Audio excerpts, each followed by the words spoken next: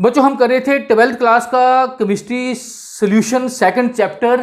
तो उसमें हम कॉलिगेटिव प्रॉपर्टी कर रहे थे। दो colligative property, relative lowering in vapour pressure और एलिवेशन इन बॉइलिंग पॉइंट हमने की थी, वो आप देख सकते हो प्ले लिस्ट से। तो अब हम करने जा रहे हैं डिप्रेशन इन फ्रीजिंग पॉइंट। तो फ्रीजिंग पॉइंट डिप्रेशन क्या होता है, पहले जो करना है उसके बारे में थोड़ा पता होना चाहिए। जैसे आपको पता है पानी जो है कितनी डिग्री पे फ्रीज होता है, 0 डिग्री पे। पानी 0 डिग्री पे फ्रीज होता है। लेकिन उसी पानी में अगर मैं कोई नॉन वोलेटाइल सॉल्यूट मिला दूं, मीन शुगर मिला दूं, ग्लूकोज मिला दूं, नमक मिला दूं। नमक तो हम कॉलिगेटिव प्रॉपर्टी में नहीं मिलाते हैं क्योंकि हम मिलाते हैं non electrolytes, non volatile non electrolyte. लेकिन नमक भी मिला दें, कुछ भी मिला दें, नॉन वोलेटाइल सॉल्यूट, तो वो जो पानी है, वो सोल्यूशन जो बन गया है, वो अब 0 डिग्री पे फ्रीज नहीं होगा। वो क्या होगा, माइनस पे होगा। किस पे होगा, माइनस पे। -5, -10, -2 जो भी है माइनस पे होगा। तो क्या हो गया, डिप्रेस हो गया, फ्रीजिंग पॉइंट डिप्रेस हो गया। ये दोनों का डिफरेंस जो है उसी को बोलते हैं depression in freezing point. Clear clear. Solution का फ्रीजिंग पॉइंट हमेशा सॉल्वेंट से क्या हो जाता है, लेस हो जाता है, और जो फर्क आता है वो डिप्रेशन है। इसके बड़े सारे यूजेस हैं, जैसे आपको पहले ही बता दें, पहले बताया होगा तो आपको मजा आएगा इसको पढ़ने में फिर बाद में। जैसे हम आपको बताएं कि आइसक्रीम बॉक्स होता है ना, जो जिसमें आइसक्रीम डाली होती है, उसके सराउंडिंग एक बॉक्स और होता है। उस बॉक्स में क्या होता है, उसमें होता है बर्फ, आइस और नमक का मिक्सचर। जब आपने देखा होगा वो लोग जो कुल्फ़ी बनाते हैं, है ना, तीले वाली कुल्फ़ी, जिसमें दूध की कुल्फ़ी बनाते हैं ना, तीला डालते हैं, वो निकालते हैं, तो वो क्या होता है, उस बॉक्स के अंदर नीचे अगर उसको आप देखें तो उसमें आइस, बर्फ़ और नमक डाला होता है बड़ा सारा। तो वो क्या होता है, हमें पता है नमक डालने से आइस का जो फ्रीजिंग पॉइंट है वो डिप्रेस हो जाता है। बर्फ़ तो वहाँ पिघली होती है, लेकिन वो पानी इतना ठंडा होता है, कहाँ तक डिप्रेस हो जाता है, -21 तक भी हो जाता है। अगर ज़्यादा नमक डालेंगे तो मीन उस पानी का टेम्परेचर -21 डिग्री तक, वो तो फ्रीजर से भी ज़्यादा ठंडा खाना बन गया, ठीक है ना। जैसे हमारा फ्रिज है ना, तो उससे भी ज़्यादा ठंडा हो जाएगा वो। तो इसी कारण तो दूध डालते हैं, उसी टाइम वो क्या हो जाता है, आधे घंटे में वो फ्रीज हो जाता है दूध, है ना। मीन उसके अंदर जो मिक्सचर है उसका फ्रीजिंग पॉइंट बड़ा कम है। जैसे जो कंट्री यहाँ बर्फ़ बड़ी पड़ती है, रोड ब्लॉक हो जाते हैं, तो रोड पे वो नमक छिड़कते हैं। नमक क्या करता है, बर्फ़ का फ्रीजिंग पॉइंट जो है वाटर का है ना, बर्फ़ पिघलती है, जब रात को ठंडी होती है दोबारा जम जाती है, तो वो जो बर्फ़ पिघलती है वो दोबारा बर्फ़ नहीं बनने देती है, क्योंकि डिप्रेशन फ्रीजिंग पॉइंट -21 डिग्री तक अब बर्फ़ नहीं बनेगी। कैल्शियम क्लोराइड फेंके तो -55 तक भी चला जाता है डिप्रेशन। तो जो हमने शॉर्ट वीडियो भी बनाई थी इस पर, वो भी आप देख सकते हैं। हम रोज़ एक शॉर्ट वीडियो केमिस्ट्री पे डालते हैं, ठीक है, 1 मिनट से कम उसकी, तो वो भी आप शॉर्ट वीडियो देखें, उसमें पूरा आपको नॉलेज जो है वो मिलेगा इनके बारे में। तो जैसे हमारे जो ठंडे इलाके हैं जहाँ गाड़ियाँ लेके जाते हैं, आपको पता है गाड़ी के इंजन में कूलेंट होता है, एक कूलेंट इंजन को ठंडा करता है, सर्कुलेट होता है ना वो पाइप के। लेकिन अगर आप लेह लद्दाख में चले जाते हो सर्दियों में, जहाँ ठंडे इलाके में चले जाते हो, तो वो कूलेंट वाटर होता है, वो वाटर एज ए कूलेंट, तो वो क्या होगा, फ्रीज हो जाएगा 0 डिग्री पे। लेकिन उसमें इथाइलिन ग्लाइकोल उसको सोल्यूशन बना दिया जाता है। इथाइलिन ग्लाइकोल CH2OH ये डाल देते हैं। इथाइलिन ग्लाइकोल क्या कर देता है, उस पानी का जो फ्रीजिंग पॉइंट है वो डिप्रेस कर देता है, और उसको फ्रीज, कूलेंट को फ्रीज नहीं होने देता। इतने इंपॉर्टेंट इसके यूजेस हैं। तो चलो आज करते हैं इसको, अपने टॉपिक पे चलते हैं, डिप्रेशन इन फ्रीजिंग पॉइंट। लेकिन इससे पहले हमें पता होना चाहिए what is freezing point temperature. Freezing point temperature क्या होता है, तो हमें पता है फ्रीजिंग पॉइंट वो टेम्परेचर है, फ्रीज मीन किसी लिक्विड का होता है, ये लिक्विड का जो सोल्यूशन का, उसको क्या फ्रीज करना और क्या बना देना, सॉलिड बना देना, ठीक है। तो फ्रीजिंग पॉइंट टेम्परेचर हम कहते हैं कि वो टेम्परेचर है जिस टेम्परेचर पे कोई लिक्विड क्या बनना शुरू हो जाता है, सॉलिड बनना शुरू हो जाता है। जैसे हम कहते हैं हमारे वाटर का फ्रीजिंग पॉइंट कितना है, 0 डिग्री सेल्सियस है। लेकिन ये देखो, ये वाटर है, ये लिक्विड फॉर्म में है। लेकिन जैसे ही ये 10 डिग्री पे है, इसको ठंडा करेंगे, 0 डिग्री पे जैसे ये पहुंचेगा ना, उसके नीचे ये क्या होगा, माइनस में क्या होगा, जितना भी माइनस है, -10 माइनस जो भी है, इस पे ये सॉलिड बन जाएगा।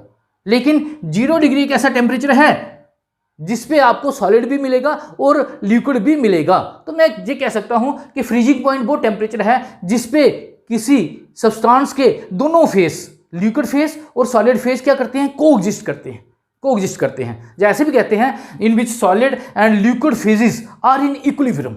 इक्विलिब्रियम कैसे, ये देखो मैंने एक कंटेनर लिया है, इसमें मैंने क्या किया है, इसमें मैंने वाटर डाल दिया और आइस भी डाल दी, ठीक है। लेकिन थर्मो क्या होता है, जिसको हम बोलते हैं कि थर्मस जैसे हमारी होती है, ना हीट इसकी बाहर जानी चाहिए, ना अंदर वाली बाहर वाली हीट अंदर आनी चाहिए। ठीक है, इसका टेम्परेचर कितना मेंटेन करना आपने, 0 डिग्री सेल्सियस। तो इस 0 डिग्री पे आपने बर्फ भी डाली है और पानी भी है। अब देखेंगे, हमें पता है पानी 0 डिग्री पे बर्फ बनना शुरू होता है, बर्फ 0 डिग्री पे पिघलना शुरू होती है। लेकिन अगर 0 डिग्री टेम्परेचर रहेगा, अमाउंट दोनों का सेम रहेगा। मीन दोनों प्रोसेस, ये देखिए लिक्विड वाटर जो है वो किस में चेंज होगा, वो आइस में चेंज होगा, लेकिन जो आइस है वो किस में चेंज होती जाएगी, लिक्विड वाटर में। मीन इस 0 डिग्री पे इन दोनों के बीच में क्या बन गया, इक्विलिब्रियम बन गया। क्लियर? ठीक है, मीन इसकी डेफिनेशन हम कहते हैं in which solid and liquid phase coexist, जहां सॉलिड और liquid phase are in equilibrium. और तीसरी डेफिनेशन इसकी ये भी है, in which the vapour pressure of liquid and solid phase have same vapour pressure. Mean हमें पता है गैस का वेपर प्रेशर क्या होता है, ज़्यादा होता है, लिक्विड का क्या होता है, कम होता है। लिक्विड को आपने सॉलिड बनाना है, मीन उसका वेपर प्रेशर और कम करना है। जैसे टेम्परेचर डिक्रीज करेंगे, वेपर प्रेशर क्या हो जाएगा, कम होता जाएगा। 0 डिग्री पे के बाद वाटर जो है वो क्या बन जाएगा, सॉलिड बन जाएगा। लेकिन 0 डिग्री एक ऐसा टेम्परेचर है जहां वाटर का सॉलिड और लिक्विड फेज है सेम वेपर प्रेशर। क्लियर? ये देखिए definition, freezing point of a substance liquid, जहां सोल्यूशन लिक्विड का होगा, जहां उसमें जब हमने सोल्यूशन बनाया है, is the temperature at which it's solid और लिक्विड फेज को एग्जिस्ट, दोनों एग्जिस्ट करते हैं, आर इन इक्विलिब्रियम, जहां दोनों इक्विलिब्रियम पे हैं। That is solid and liquid form of the substance have the same vapour pressure, जैसे भी कह सकते हैं दोनों का सेम वेपर प्रेशर है। We know that vapour pressure of solution containing non volatile solute is always less than pure solvent. अभी हमने पीछे देखा था, शुगर डालते हैं, ग्लूकोज डालते हैं तो सॉल्यूशन का वेपर प्रेशर क्या होता है, कम होता है। और इट मीन इसी के कारण therefore the freezing point temperature of solution is always less. अभी हमने आपको बताया फ्रीजिंग पॉइंट क्या हो जाता है, कम हो जाता है, किसका, सॉल्यूशन का। The difference in freezing point, ये जो डिफरेंस है दोनों के फ्रीजिंग पॉइंट में, डिफरेंस को डेल्टा टीएफ से लिखेंगे, pure water TF not, and that is क्या, solution is called depression in freezing point. इसी को तो लिखते हैं डिप्रेशन इन फ्रीजिंग पॉइंट, और मैथमेटिकली ऐसे लिख देते हैं। अब हम इसको आपको ग्राफ से क्लियर करते हैं, जो भी चीज़ है वो पूरी आपको क्लियर हो जाएगी। दूध का दूध और पानी का पानी हो जाएगा ग्राफ से। ये देखिए इधर ले लिया मैंने टेम्परेचर और इधर मैंने ले लिया वेपर प्रेशर। ठीक है, हमने फ्रीजिंग पॉइंट नोट करना है किसका, पहले सॉल्वेंट का, फिर उस सॉल्वेंट में हमने non volatile non electrolyte solute डालना है। ठीक है, पहले सॉल्वेंट की बात करते हैं। वाटर ही मान लो आप, ठीक है, कुछ भी अपने दिमाग में बिठा लो कि चलो वाटर से ही हम कर रहे हैं। तो वाटर जिस टेम्परेचर में मैं एक्सपेरिमेंट कर रहा था, जिस रूम में मैं बैठा था, water let suppose A, this is water. ठीक है, कितना टेम्परेचर था जी, ये टेम्परेचर था नीचे, ये इसका टेम्परेचर था, ये इसका क्या था, वेपर प्रेशर था। क्लियर? मैंने क्या करना है, मैंने इसको फ्रीज करना है। फ्रीज करने का मतलब इसको ठंडा करना है, इसका वेपर प्रेशर मैंने कम करना है, इसको सॉलिड बनाना है। तो क्या करूंगा, ये टेम्परेचर इधर इंक्रीज हो रहा है, इधर क्या हो रहा है, डिक्रीज हो रहा है। इट मीन मेरे को इधर आना पड़ेगा। क्लियर? सामने है, वेपर प्रेशर इधर इंक्रीज हो रहा है, वेपर प्रेशर कम करना है, इट मीन मेरे को क्या करना पड़ेगा, नीचे आना पड़ेगा। ठीक है ना, इट मीन कर्व जो है वो नीचे की तरफ आएगी, ऐसे आएगी कर्व। ये देखिए जैसे जैसे टेम्परेचर डिक्रीज करता गया, वेपर प्रेशर डिक्रीज होता गया, डिक्रीज होता गया, डिक्रीज होता गया, और जहां मैंने एक बेंड दे दिया, दिस इज, क्यों बेंड दिया, मीन ये है हमारा लिक्विड, ये है हमारा लिक्विड सॉल्वेंट, ये लिक्विड सॉल्वेंट है, सॉल्वेंट। लेकिन इस पॉइंट के आगे ये पॉइंट बी मान लेते हैं, जैसे सी।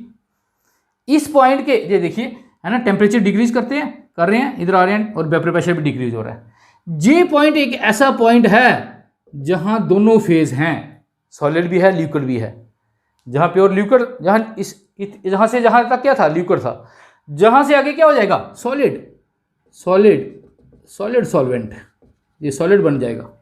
क्लियर? लेकिन ये पॉइंट एक ऐसा है in which solid and liquid phase of the solvent water, जो भी आपने लिया है, को एग्जिस्ट, जहाँ having the same vapour pressure, दोनों का सेम वेपर प्रेशर है।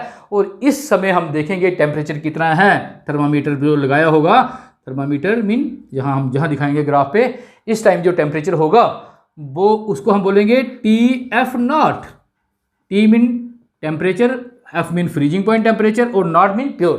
प्योर को हम नॉट से लिखते हैं, TF not is the, clear? Clear हो गया।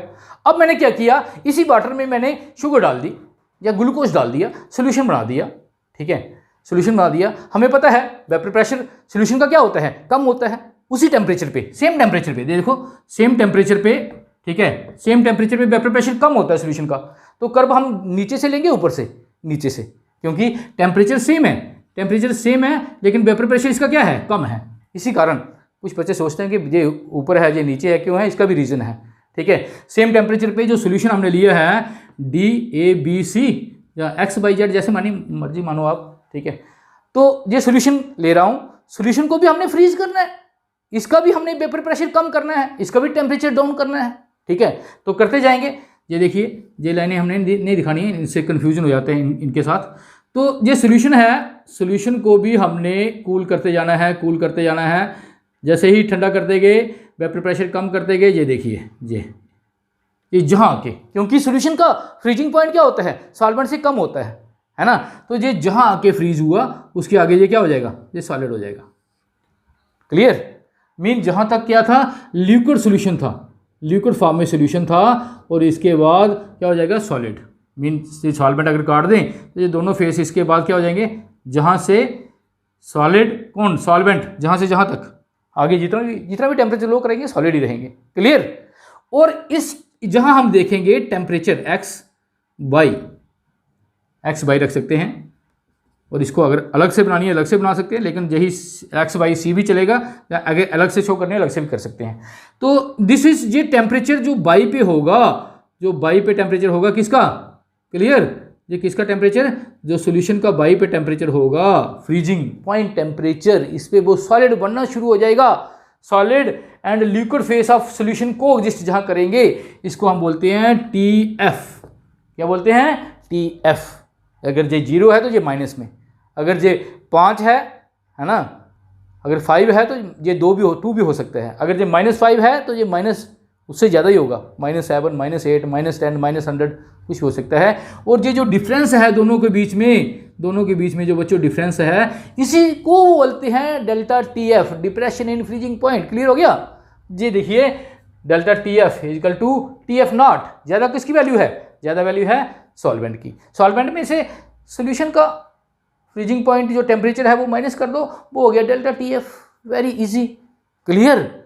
ये था डिप्रेशन इन फ्रीजिंग पॉइंट। अब कुछ और भी बातें करनी है, आपको बताना है कि ये कॉलिगेटिव प्रॉपर्टी है या नहीं है, ठीक है। वो देखते हैं आगे, देखो वेरी इंटरेस्टिंग। तो अब कहता है कि ये देखा गया है कि ये मोलैलिटी पे डिपेंड करता है। मोलैलिटी मीन सभी पे डिपेंड करता है, लेकिन मोल फ्रैक्शन भी ज़्यादा करोगे तब भी ये ज़्यादा होगा, ठीक है।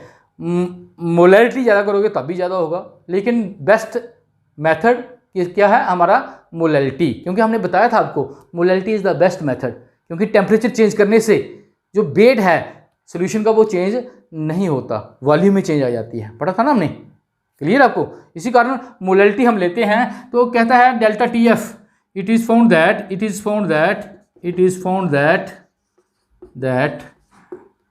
depression in freezing point delta TF is depends upon molality. आपको पता है molality, number of mole of solute dissolve in 1 kg of solvent, ठीक है। तो 1 kg में कितने सॉल्वेंट, कितने सोल्यूट होते हैं, कितने मोल, वही उसकी मोलैलिटी होती है। तो डेल्टा ऑफ, मैं लिख सकता हूं delta TF is proportional to M। What is M, where M is, इसको आगे करते हैं, M इज, और इसको प्रोपोर्शनलिटी तोड़ के हम लिखेंगे delta TF is equal to KFM। Clear. Where M is molality of solution. आपको पता है मोलैलिटी क्या होती है, लिखना हो तो लिख सकते हो KF।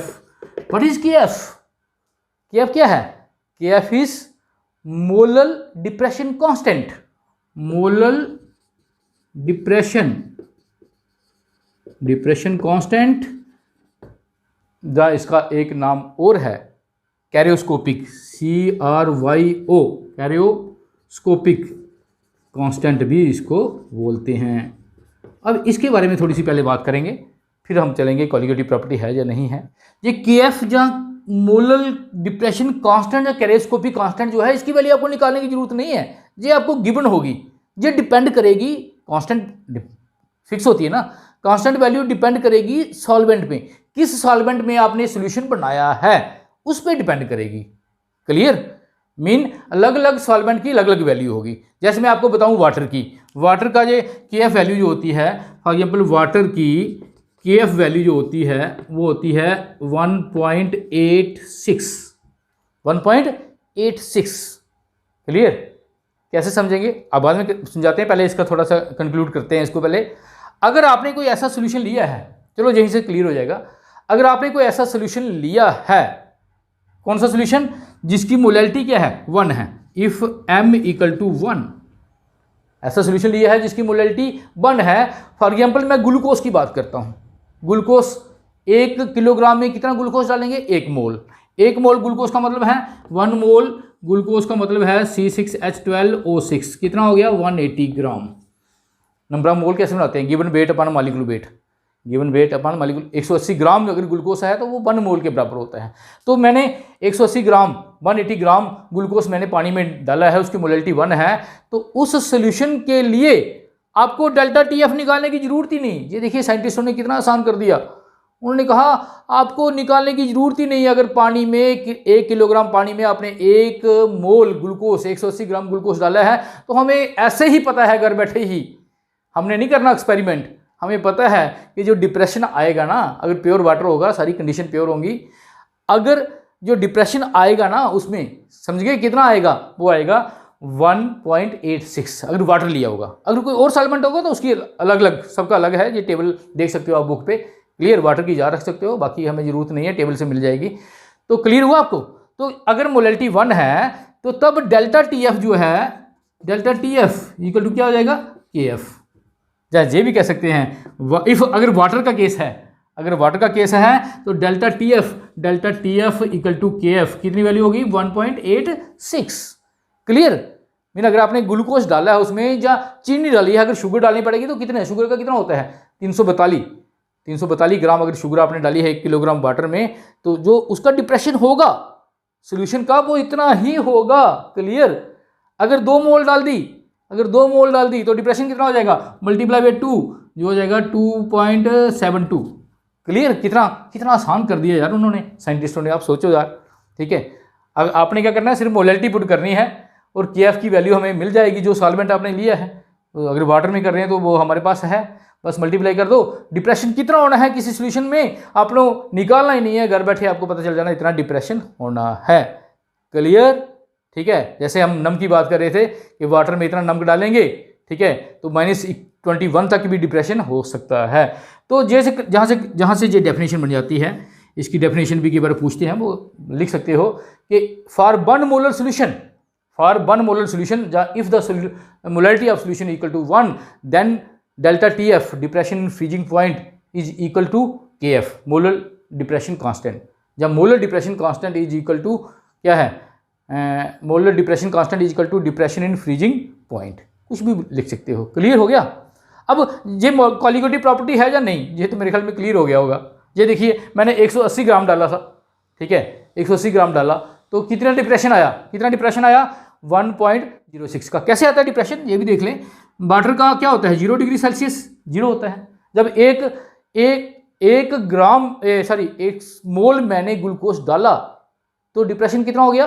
1.86 का। तो डेल्टा TF कैसे निकलता है? डेल्टा TF इक्वल टू, ये फार्मूला है, TF सोल्यूशन का, वाटर का 0 है, इसका कितना हो गया? माइनस डिप्रेशन माइनस में होता है, माइनस 1.86। क्लियर? कितना डिप्रेशन हो गया? That is equal to 1.86। अगर मैं 2 मोल डाल देता हूं, 2 मोल मीन डबल कर देता हूं, कितने हो जाएगा? दिस इज 063, 360 ग्राम ग्लूकोज डाल देता हूं तो क्या होगा? डिप्रेशन कितना हो जाएगा? ये तो 0 ही रहेगा, वाटर का फ्रीजिंग पॉइंट 0 ही रहेगा। माइनस है ना, माइनस फार्मूले का आ गया।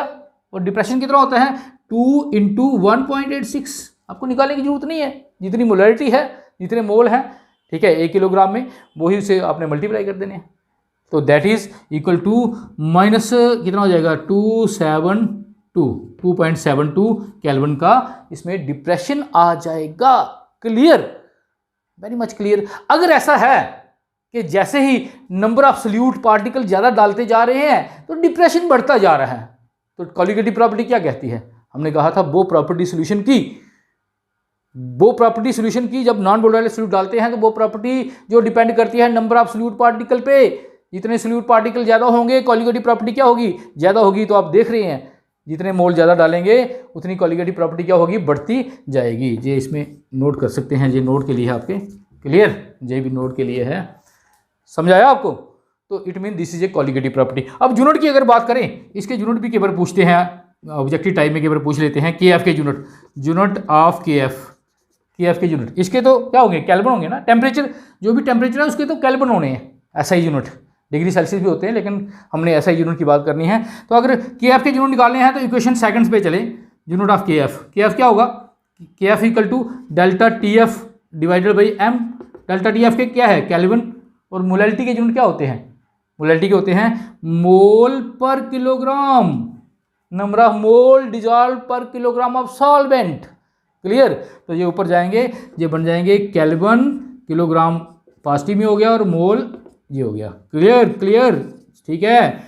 तो K F molar depression constant, cryoscopic constant के अगर कोई यूनिट पूछ लेता है तो वो जाएंगे केल्विन, किलोग्राम पर मोल। ऐसे ही डिप्रेशन वाले एलिवेशन इन बॉइलिंग पॉइंट का भी अगर पूछेंगे तो वो भी यही आ जाएंगे, क्लियर। तो ये था all about depression in freezing point. अब हम क्या करेंगे, अब अगला हमारा टॉपिक है कि मॉलिक्यूलर मास निकालेंगे। जो सोल्यूशन हमने बनाया है ग्लूकोज है, हमें नहीं पता क्या सोल्यूशन में कौन सा सोल्यूट दिया गया है, तो हमने उसका मॉलिक्यूलर मास निकालना है, सोल्यूशन में से कौन सा सोल्यूट है, मॉलिक्यूलर मास कितना है। तो डिटर्मिनेशन करते हैं, पहले इसका स्क्रीनशॉट ले लें।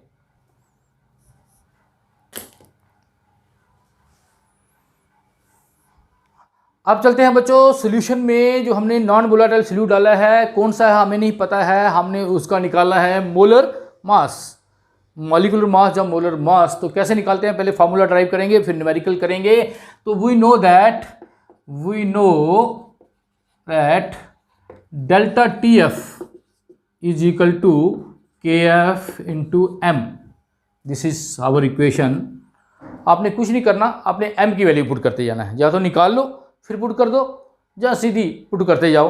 देखो मैं सीधा ही करते जाता हूँ क्योंकि पीछे हमने एलिवेशन में निकाली थी, वो भी कर सकते हैं, वो भी सेम ही मेथड था। वहाँ क्या था, डेल्टा क्या था, टी बी था, तो यहाँ के बी था, फार्मूला सेम है, मेथड सेम है। तो delta T F is equal to K F, molality क्या होती है, मोलैलिटी होती है number of mole of solute upon, इसको ऊपरी रहेगा, अपॉन वेट ऑफ सॉल्वेंट, यही था ना, number of mole of solute divided by wait of solvent in kilogram, लेकिन वेट ज़्यादातर ग्राम में दिया होता है, अगर ग्राम में होगा तो मल्टीप्लाई बाई 1000 भी हो जाएगा, ठीक है। अगर किलोग्राम में होगा वेट सोल्यूशन सॉल्वेंट का, जब सोल्यूशन का वेट किलोग्राम में दिया फिर तो ज़रूरत नहीं है, लेकिन अगर ग्राम में है तो फिर हमें 1000 करना पड़ता है। अब आगे चलेंगे, delta T F equal to K F, number of mole change करेंगे, आपको पता है नंबर ऑफ मोल, ठीक है, हमें पता था molality equal to N V upon W A multiply by 1000, ये हमने यहाँ पुट कर दिया। अब हमें ये पता है कि नंबर ऑफ मोल कैसे बनाते हैं, given weight upon molecular weight, given weight of solute, B solute के लिए रखते हैं ना, ए सॉल्वेंट के लिए, ठीक है, जनरली आपने याद रखना है। तो given weight of solute upon molecular wait, तो यहाँ पुट कर दो वैल्यू, एन बी की जगह क्या आ जाएगा, डब्ल्यू वी, एम बी नीचे चला जाएगा, multiply by 1000 divided by M B into W V A, बस फार्मूला बन गया। क्या है, 1 मिनट लगता है फार्मूला बनाते, क्लियर। मीन जे एक फार्मूला ये बन गया। अगर डेल्टा टी एफ निकालना है तो हमें ये वैल्यू चाहिए, अगर हमने एम बी निकालना है, M B molecular weight of solute, तो डेल्टा टी एफ नीचे आ जाएगा, K F into W V into 1000 divided by delta T F into W A, clear, समझाया आपको। कुछ भी निकाल सकते हैं, कुछ भी वो पूछ सकता है, क्लियर, के एफ भी पूछ सकते हैं निकालने के लिए। ये देखो क्या है, M B molecular weight of solute, K F cryoscopic constant, ये तो गिवन होगा। अगर वाटर का तो आपने याद रख लेना है, वाटर में सोल्यूशन बनाया है 1.86, कई बार वाटर में बोल देता है नहीं दिया होता है, क्योंकि इतना तो हमारा बनता है फ़र्ज़ कि वाटर वाला तो याद रख लें क्योंकि यूनिवर्सल सॉल्वेंट है। बाकियों को आपने देखना है टेबल से देख सकते हैं, वो सबका दिया हुआ है। सॉल्वेंट का, मैक्सिमम सॉल्वेंट का दिया हुआ है। W V, what is V, solute weight, given weight of solute ये चाहिए। और डेल्टा टी एफ डिप्रेशन चाहिए, कितना सॉल्वेंट से सोल्यूशन बनाया, डिप्रेशन कितना हुआ टेम्परेचर में। और W A weight of solvent चाहिए, ये चीज़ें चाहिए। अगर नहीं हो तो कई बार ये कैलकुलेट करनी पड़ती हैं और फिर निकाल के पुट करनी पड़ती हैं। तो जहाँ से आप कुछ भी पूछ सकते हैं, कुछ भी निकाल सकते हैं, तो इसको नोट कर लें, ठीक है। अब हम इस पे एक दो न्यूमेरिकल करेंगे।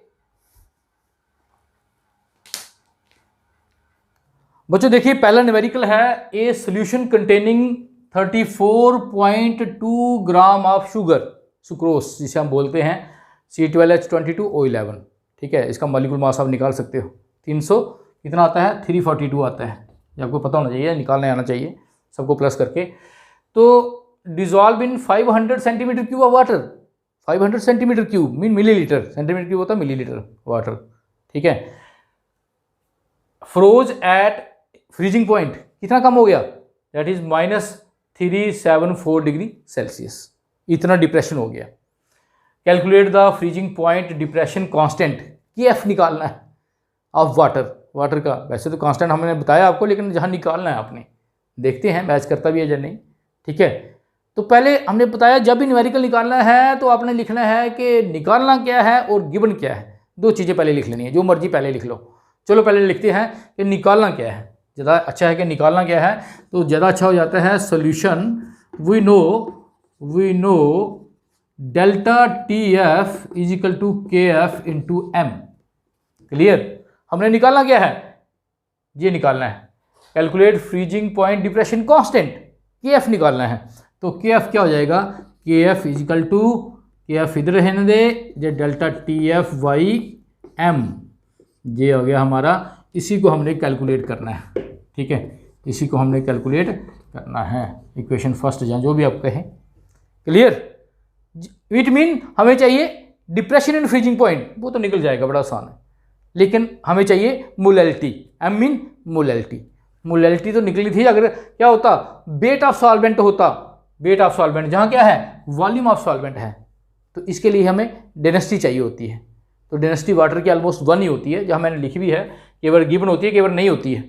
Density of water equal to, पता ना आपको, डेंसिटी से हम क्या करते हैं, पानी को चेंज कर देते हैं किसमें, ये देखो, जैसे चलो चलते हैं निकालते हैं गिवन। अब दूसरी कंडीशन आ जाओ, गिवन क्या है, ठीक है, या गिवन इधर लिख देता हूँ, फिर उधर निकालते हैं। गिवन कंडीशन क्या है, गिवन क्या क्या है हमारे पास, a weight of W, molality निकाली है ना हमने, WV given weight of solvent, sorry solute, ये देखिए कितना है, 34.2 gram, clear. Weight of solute sugar, ठीक है। और मॉलिक्यूलर वेट भी आप लिख सकते हो, MB इसका कितना होता है, 342 ग्राम पर मोल, यूनिट अगर लिखें तो ग्राम पर मोल, वो निकाल सकते हो आप।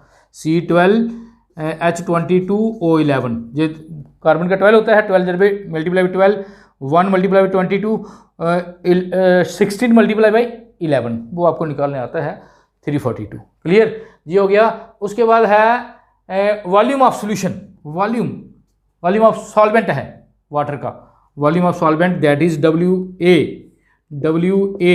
इज इक्वल टू क्या है, VA लिखूंगा इसको। वॉल्यूम ऑफ सॉल्वेंट क्या है, 500 मिलीलीटर, लेकिन हमें VA नहीं चाहिए, हमें क्या चाहिए, हमें बेड चाहिए, वॉल्यूम नहीं चाहिए। तो बेड कैसे बनाते हैं, आपको पता है, डेंसिटी से बेड बना। डेंसिटी क्या होती है, जहाँ देखो, अगर नहीं पता तो डेंसिटी होती है, density equal to mass upon volume, ठीक है, मास अपॉन वॉल्यूम। तो आपने क्या करना है, आपने निकालना है मास निकालना है। तो मास क्या हो जाता है, मास हो जाता है, देखो मास यहीं रहने दो, डेंसिटी इंटू वॉल्यूम। तो डेंसिटी कितनी है 1, वॉल्यूम कितना है 500, क्लियर। ये देखो इसके यूनिट कैंसिल हो जाते हैं और मास हमारा जाता है WA जो है वो आ गया 500 ग्राम। ये अगर लिखना हो बीच में लिख सकते हो, क्लियर। जे भी हो गया, जे भी हो गया और जे भी हो गया। और एक चीज़ और है, वो क्या है, डेल्टा TF वो कितना है, वो गिवन है, क्योंकि वो निकालते हैं TF0 माइनस TF। हमें पता है वाटर का फ्रीजिंग पॉइंट कितना होता है, 0 है, उसमें डाला हमने क्या, शुगर, तो कितना डिप्रेस हो गया फ्रोज, ये सोल्यूशन कितने कहाँ पे फ्रोज हुआ, माइनस 0.374 डिग्री सेल्सियस पे। क्लियर, 0 डिग्री वाटर का है, लेकिन इसमें हमने डाला क्या, हमने डाला शुगर, तो इस ये जो सोल्यूशन था ये फ्रीज हुआ इतने टेम्परेचर पे। तो पुट करेंगे माइनस फार्मूले का, माइनस पे फ्रीज हुआ और माइनस माइनस प्लस हो गया, ये डिप्रेशन आ गया, दिस इज डेल्टा TF की वैल्यू आ गई। क्लियर, जहाँ लिखना जहाँ लिख दो 374। अब आप निकाल सकते हो, मोलैरिटी निकालनी है, पुट करना है इसमें। तो मोलैरिटी क्या होती है, मोलैरिटी नहीं निकालनी, मोलैरिटी निकालनी है, ठीक है, मोलैरिटी पे डिपेंड करते हैं ना। तो मोलैरिटी होती है number of mole of solute upon weight of solvent multiply by thousand, क्योंकि ग्राम में दिया गया है, नंबर ऑफ मोल को दोबारा चेंज कर लो, given weight upon molecular weight, है ना। Clear, number of mole given weight upon molecular weight, ये बाकी चीज़ें पहले ही हैं इधर, ठीक है, NB की जगह ये आ गया और WB पहले ही है, ये वैल्यू पुट करो, बस मोलैरिटी आ जाएगी आपकी। करें वैल्यू पुट, WB कितना, WB इक्वल टू 34.2, ठीक है, मल्टीप्लाई बाई 1000 और MB क्या है 342 और वेट ऑफ सॉल्वेंट कितना है 500। क्लियर, ये सारी वैल्यू क्लियर है ना। WB given weight of solute ये आ गया 1000, MB मॉलिक्यूलर वेट ऑफ किसका, शुगर, वो हमें पता है 342 निकाला हमने, ठीक है, और वेट ऑफ सॉल्वेंट भी हमने बताया है 1000, तो हमने लगाना है। तो कैंसिल कर दें इसका, अगर मैं जीरो जहाँ से भी कैंसिल कर दूँ, ये देखो 342 जहाँ लिख दूँ और नीचे भी 342 है, मल्टीप्लाई बाई 1000 है, मल्टीप्लाई बाई 500 मल्टीप्लाई बाई 10, ये नीचे आ जाएगा ना, ठीक है। ये देखिए दिस ये तीनों कैंसिल हो गए और जे और जे भी कैंसिल हो गए, 1/5 क्या आ गया हमारा बच्चे, ये हो गया 0.2, है ना। 1 को 5 से डिवाइड करेंगे, 0 लग गया, पॉइंट लग गया और 2 से चला गया, तो 0.2 आ गया हमारी मोलैरिटी, यही तो हमें चाहिए थी। क्लियर, अब तो मुझे आसान हो गया, 2 चीज़ें चाहिए थी, ये देखिए ये है ना हमारा निकालने वाला कि F molal elevation constant is equal to delta TF upon molarity, delta TF is equal to 0.374 divided by 0.2, दोनों को डिवाइड करेंगे, देखो इसका हाफ हो जाएगा ना, इसको डिवाइड करेंगे तो ये आ जाएगा 1.87 और यूनिट इसके होते हैं केल्विन, इसके होते हैं पर मोल, जैसे भी लिख सकते हो 1.87 किलोग्राम पर मोल के क्या होते हैं, मोल के होते हैं मोल पर किलोग्राम, तो ये रिवर्स हो जाएंगे, ये हो जाएंगे किलोग्राम पर मोल, क्या है मोल, ये है मोलैरिटी, इस दिस M इन मोलैरिटी, अगर इसको खोल के लिखेंगे तो ये आएगा। क्लियर, तो ये कुछ भी आप निकाल सकते हैं। चलो एक और निकालते हैं, इसका लें स्क्रीनशॉट। अब चलते हैं बच्चे सेकंड न्यूमेरिकल में, जिसमें कहता है addition of 0.643 gram of compound, इतना हमने नॉन वोलेटाइल सोल्यूट जो भी है वो डाला, 50 मिलीलीटर ऑफ बेंजीन, मिलीलीटर दे दिया है, हमें ग्राम में चाहिए, डेंसिटी दे दी है साथ में, डेंसिटी से बना सकते हैं। लोअर द फ्रीजिंग पॉइंट जो है उस सोल्यूशन का कम हो जाता है, कितना कम हो जाता है, पहले इतना था सॉल्वेंट का 5.51, अब रह जाता है 5.03, डिप्रेशन जहाँ से निकल जाएगा, ठीक है। If KF of benzene, KF भी दिया हुआ है, देखो बेंजीन का कितना होता है 5.12 केल्विन किलोग्राम पर मोल, तो calculate the molecular mass of compound, molecular mass निकालना है। तो मैंने पहले बताया आपको 2 चीज़ें आपने करनी है, पहले जहाँ तो जो निकालना है वो लिख लें, जहाँ जो गिवन है वो लिख लें। तो चलो पहले जो निकालना है वो लिखते हैं। निकालना क्या है हमने, MB। अब MB का फार्मूला जहाँ तो आपको याद होना चाहिए, अगर नहीं याद है तो 1 मिनट में बना ले, ठीक है, अगर तो लर्न किया तो अच्छी बात है। Delta TF equal to KF into M, इसको आगे लिख दें। KF तो ऐसे रहेगा और M होता है नंबर ऑफ मोल अपॉन क्या है weight of solvent multiply by 100, यही है ना। इसको और आगे ले जाएं, is equal to delta TF equal to KF into number of mole क्या होते हैं given weight of solute upon molecular weight, नीचे ये रहेगा मल्टीप्लाई बाई 1000। कितना टाइम लगा, ठीक है, दिस इज फार्मूला। क्लियर, इस फार्मूले से और भी कुछ निकालना तो आप निकाल सकते हैं, जो पूछेगा वो। तो ये अब हमने देखना है गिवन क्या है, ये चीज़ें हमारे पास है भी है या नहीं। चलो गिवन इधर लिख लेते हैं। गिवन क्या है, हमें दिया गया है वेट ऑफ सॉल्वेंट WV कितना है जी 0.643 ग्राम। उसके बाद दिया गया है WVA वॉल्यूम दिया गया है इसका, बेंजीन में डाला है ना, ठीक है, जहाँ लिखने की जरूरत नहीं, लिखना तो लिख सकते हो, वॉल्यूम ऑफ बेंजीन लंबा हो जाता है, लेकिन चलो वॉल्यूम ऑफ ए दिया गया सॉल्वेंट का कितना 50 मिलीलीटर। हमने क्या करना है, इसको ग्राम में चेंज करना है। तो कैसे करते हैं, that is volume millilitre multiply by density क्या है, दैट इज 0.879 है ना, ग्राम पर मिलीलीटर कैंसिल हो जाते हैं और ग्राम में आंसर आ जाता है 43.95 के करीब आ जाएगा, इतने ग्राम। ठीक है, ये हमारा हो गया वेट। अब क्या बन गया, this is weight WA is equal to this. ठीक है, अब जहाँ मैं लिखूंगा WA equal to 43.95 gram. Clear, weight बना दिया।